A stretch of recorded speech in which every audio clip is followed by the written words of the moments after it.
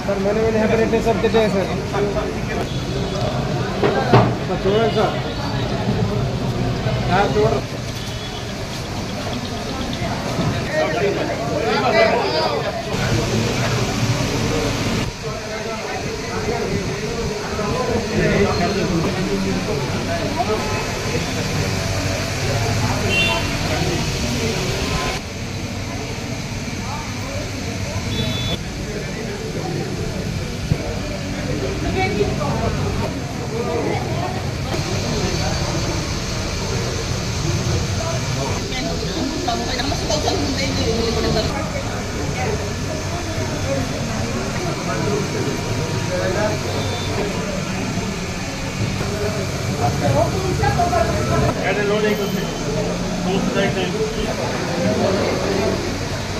जिले 50 वर्षर ऊर्ध्व राजनीति करथिबा एवं लोकंक पई समाज कार्य रे संपृक्त थिबा आम प्रिय नेता श्रीयुक्त एन भास्कर राव आज हूँ 72तम जन्म जयंती।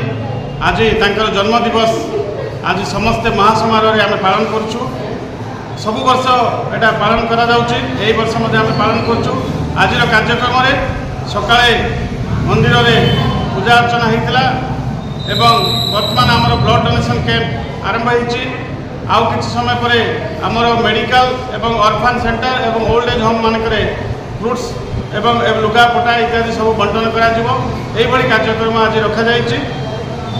देखंतु रायगड़ा जिल्लार प्रत्येक अनुकोण जदि आप खोजिबे भास्कर बाबूंकर जड़े लोक व्यक्ति थी। जेहेतु भास्कर बाबू 50 वर्ष धरी लोकंकर जनहितकर कार्य करी आछंती, समाज सेवा करके आछंती।